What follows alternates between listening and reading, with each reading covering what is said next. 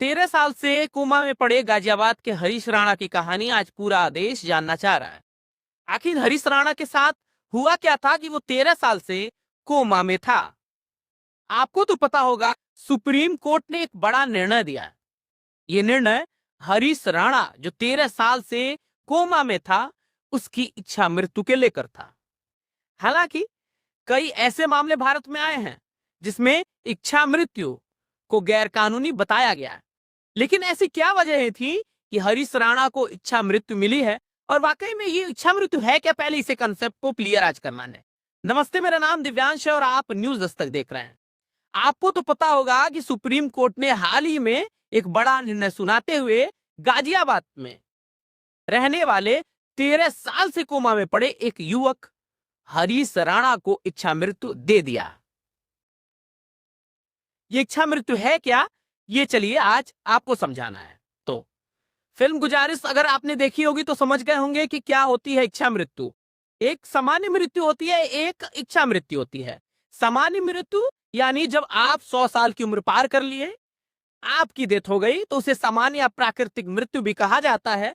जबकि इच्छा मृत्यु, अगर आप लकवाग्रस्त हैं, आप बहुत दिनों से बिस्तर पे पड़े पड़े अपनी जिंदगी के अंतिम दिन चारपाई पे गुजार रहे होते हैं, तब कहीं ना कहीं परिवार वाले गुहार करते हैं इच्छा मृत्यु के लिए। यानी इच्छा से मृत्यु को कहा जाता है। कि इच्छा मृत्यु में आप सोच रहे होंगे कि उन्हें कैसे मारा जाता है, तो इसे भी क्लियर कर देना चाहता हूं।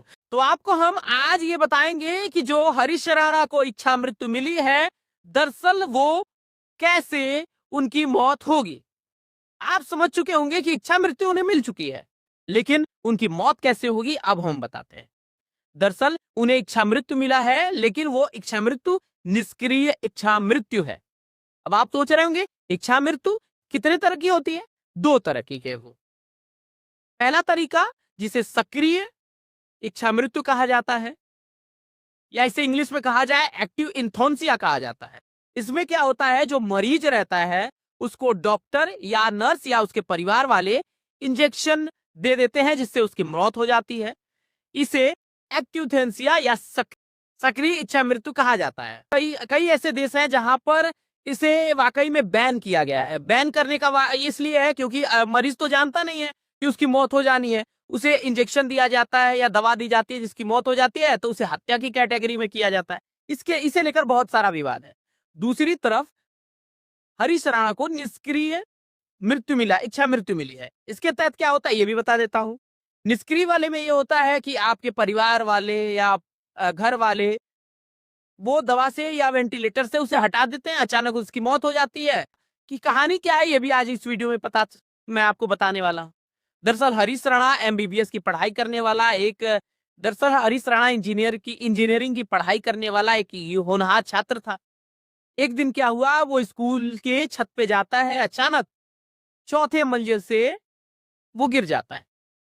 यानी एक खट्टा खट्टा शरीर पूरी तरह बेजान हो जाता है। और तब से लेके सोचिए 2013 का ये मामला है, 2013 से लेके आज तकरीबन 2026 तक वो लगातार बेड पर कोमा में पड़ा हुआ था। हालांकि जब से सुप्रीम कोर्ट ने यह आदेश सुनाया है, देश भर में इच्छा मृत्यु के लेकर बहस हो रही है। ये कितना जायज है, क्या नहीं है।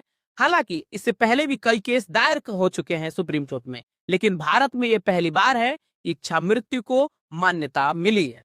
आप इस विषय पे क्या सोचते हैं, कमेंट में जरूर लिखिएगा। बाकी कैमरे के पीछे महावीर हैं और आप न्यूज दस्तक देख रहे हैं। तो आज हमने बताया कि किस तरीके से इच्छा मृत्यु जो हरीश राणा को मिली है, जो 13 साल से बेचारे वेंटिलेटर पे थे, कोमा में थे, लगातार उनका परिवार ये गुहार कर रहा था कि कैसे भी उन्हें इच्छा मृत्यु मिल जाए। अब इस पे फैसला आया है। आप इस वीडियो को देख के क्या कहेंगे लिखिएगा जरूर। बहुत बहुत धन्यवाद।